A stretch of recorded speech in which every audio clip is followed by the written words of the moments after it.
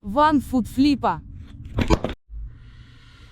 Hi, Paige here, the 1-foot flipper. It's Thursday afternoon. How's everybody doing? My sales continue to be a bit on the slow side because I'm not listing much. What I'm listing's not good because I'm still concentrating on fixing that business and moving things around. Still mostly listing records at this point because that huge bin of records showed up at my place last week. Hopefully I'll be burned through those by the end of next week and I can start digging back into the stuff in the basement. Now, today we're going to talk about, since I don't get out to a lot of garage sales, I don't get to run into the garage sale Karens that some people do, you know, screaming at people, grabbing things out of people's hands. I don't really see much of that, but I do go to the eBay forum sometimes, and there are plenty of Karens there. I suggest avoiding the eBay forums at all costs. It's kind of a wretched hive of unhappy and clueless sellers with a small core group of seemingly part-time sellers who have dedicated their lives to answering these people's questions. 99% of the people who come there, they don't want good advice. They just really want to somehow be told they're right and want somebody to commiserate with them. Now, the Karens who come to the board seem to be split between those who regularly call customer service all the time, often over issues that are so minute that the call is a definite money loss just for the time spent, and then others who think that the eBay message board itself is customer service somehow, which it is not. The eBay people do not monitor the message board very much at all. It's just, for the most part, other eBay members. Now, the first thing I see every day as a new thread, eBay is charging fees on shipping cost, or sometimes it's sales tax. How dare they do that? It is illegal. I'm going to start a class action lawsuit against eBay for charging these fees on shipping cost. Now, this is something I believe eBay has been doing for 10 years now. It's not new, it's not illegal, and they're not going to be able to start a class action lawsuit because the eBay user agreement binds you to arbitration and not a lawsuit. So none of that is happening, but people don't read, and thus we get this thread every day. I sold an arcade circuit board. This is the arcade game Silkworm. I sold this for $100. This worked last time I plugged it in 10 years ago.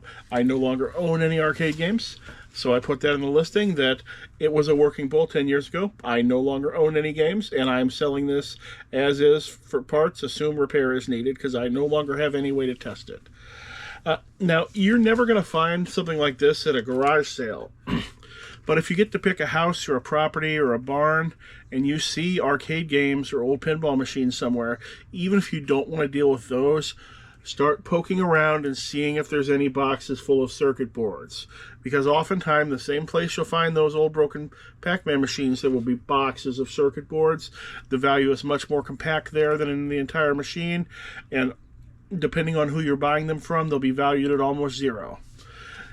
And they're almost all of them are worth money. Really, the only ones that aren't are the ones that go to trivia games and really old gray market gambling games. Those don't tend to have much any value besides the chips on the boards themselves.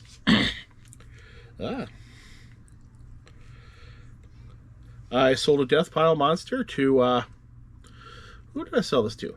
To Lad, 5-point flipper. He said, "Love your channel. Glad to help a fellow reseller." Well, hey, thanks, 5-point flipper. There'll be a link to his store down in the description, so check it out. Maybe get something from him. Store looks pretty good. The second thing Karen comes to the message board every day to talk about is the government is ruining eBay with 1099K.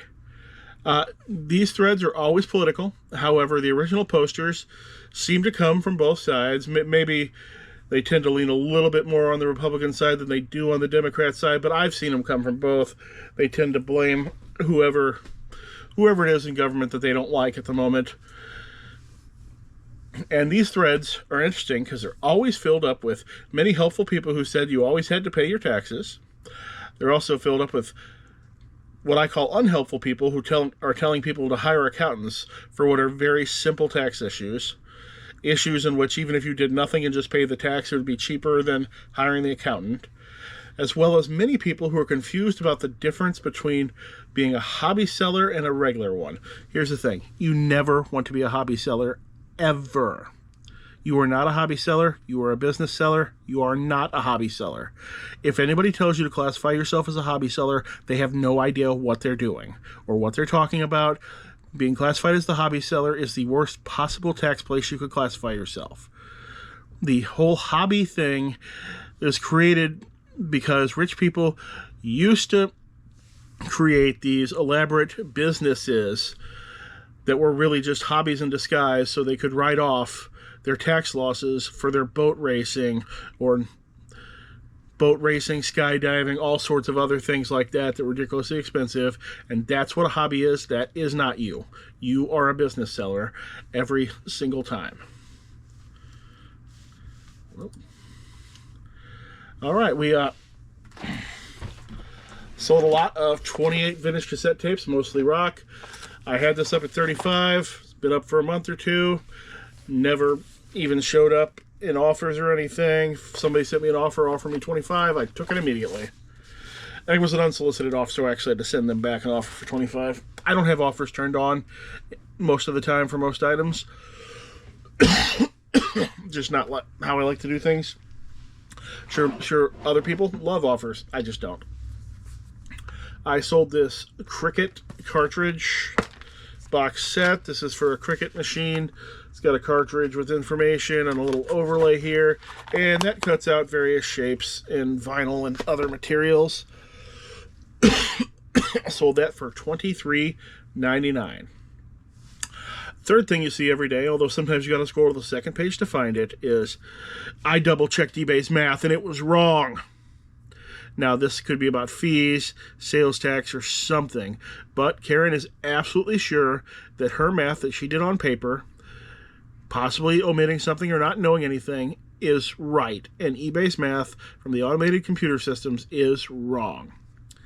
And sometimes these people have gone so far to add up, an entire year's worth of data and say it doesn't match up with the 1099. And they demand satisfaction for this, and they demand a change 1099 and all of this.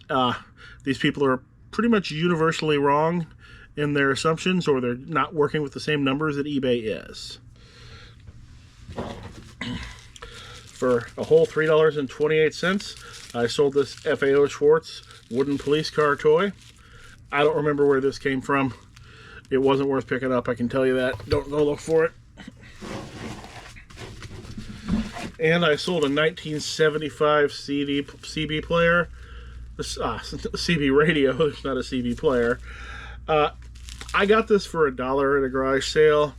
Otherwise, this is not a particularly sought-after model, and I was only able to, I don't have an antenna, so I was only able to test it as far as hooking it up to a car battery and indeed getting some static out of it. I ended up only getting $9.84 out of it after it got marked down multiple times, because this came from last year's garage sale season. Oh, come on, CD, get down there. These things are disagreeing with me here. All right, fourth thing Karen comes up with every day is, how dare eBay remove my item when other people have the same thing listed? Karen has had something removed. The thing might be illegal straight out. It might have been a takedown for counterfeit claim or Vero claim or anything else. I have something taken down every 3-4 months, just usually because I didn't know you couldn't sell it, or wrong combination of keywords can also get you with items that have nothing wrong with them whatsoever. But Karen is super mad about this and demands that all those other listings be taken down, and for some reason hers put back up. And she sometimes has called customer service about this 10 or 15 times, all about this usual $9 item. All right, what else do I got? I sold 3 Christmas items to the same customer. 2 different Yosemite Sam Christmas ornaments.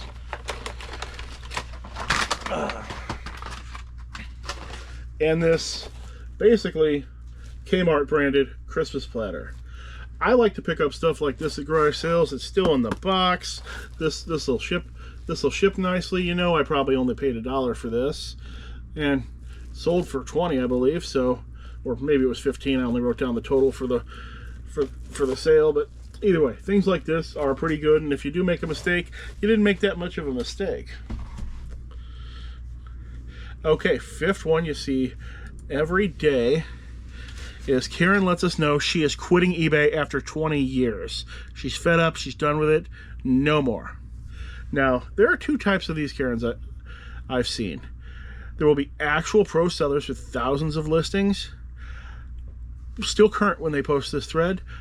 These people never quit after posting these threads. You go back, you look 2 weeks later, a month later, they're still there. They're still selling. It was all some sort of venting thing. Or the other ones you see are part-time sellers with a couple hundred feedbacks since the 90s. Now, both of these people will largely be complaining about changes that were made years ago, such as fees on shipping and eBay fees on shipping and handling, fees on sales tax, eBay not really being about auctions anymore, promoted listings, their sales going down, various things like that. But it's all the same, and neither one ever seemed to actually quit. What else I got? I sold this Aeronautica Imperialis, lot of various Wargaming parts. This is not the box set that it appears to be. It is a lot of assorted parts for various versions of this game that fell into my category of impossible to price, so I did what I usually do with impossible to price. I figure $100 is the most it could probably be worth, so I started it there. It got marked down twice, from $100 to $89.99 to $79.99, and it sold at $79.99. It would have ended up at a more uneven number, but I moved it between accounts on one of the markdowns, so I evened the price back out. Otherwise, I marked that stuff down with straight exact 10%, semi-automated. I sold a bobblehead, Albert Pujols, 2002 McDonald's. He has his original protective plastic, but not his box. He sold for $13.37. Your sixth thing you're going to see every day from Karen on the eBay message boards is eBay is keeping people from buying my items. eBay's hiding Karen's listings. They're turning off her sales or his sales. Actually, most of the Karens on the eBay message boards are probably men. But if you go and look at Karen's store, usually the store is all overpriced, all junk, or they're a specialist in an extremely slow-moving field. The one that I saw recently today when I was researching this had a store that had 300 items, 100% vintage glass, and they're complaining that they had no sales today, or maybe it was yesterday. And if your store is nothing but vintage glass and you've only got 300 items, you can't expect a sale every day. Can't even expect a sale every week. And that's probably if you have good prices. And I don't know enough about vintage glass to know if this person did. Also didn't look long enough to know if it did, because at some point you gotta stop caring. Whoa. At some point you gotta stop caring about Karen. Sold Little Feet, $15.99. Just in time too, because I just listed another one of those yesterday. Rare Bird, $7.99. And Heart, partial shrink wrap, $12.59. Seventh one. Karen is very upset that no one is bidding on her auctions. Now, or her auctions are getting no views. Now, these Karens tend to be the least informed about how eBay works of anyone. Doesn't matter if they're new or if they've been selling for 20 plus years. For one thing, they're still using the auction format for everything. And they're doing no price research and are usually posting normal everyday items above the buy it nows that other people have, and are wondering why they are not. No one is viewing their auctions. Oh, just to let you know, eBay is not about auctions anymore at all. I used auction format 2 times in the last year. Only one of those people paid. and I don't foresee if I will ever run another auction format again. Your number 8th one, see every day, multiple times a day now, is how dare eBay display ads for my competitors on my listings? How am I ever going to sell this thing for $13.99 when there are 7 ads for the item on my listing for $6.99? Never any thought to the fact that if they're $13.99 and 7 other people have it at $6.99, how the hell would they ever sell it anyway? This one has cropped up multiple times a day recently as eBay has increased the number of ads, especially for people looking on PC. I don't think phone browsers see nearly as many of them.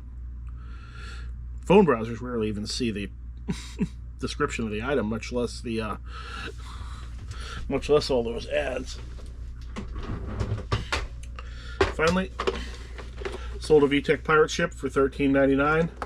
I would suggest staying away from pirate-related things at this point. The pirate craze was 20 years ago, and an excessive amount of pirate merchandise was made during the period of the first Pirates of the Caribbean movie and the last one, and it went over all areas of toys and fantasy and science fiction and everything, and that stuff is becoming less and less desirable every day that goes on. All right, I think that's all I've got for today. Thanks for tuning in. Why don't you hit the bell? Make sure you're still subscribed. Why don't you head over to your spouse's phone, open it up, subscribe on their phone as well. They need to be watching if they're not. Hey, thanks a lot. Hope to see you again soon.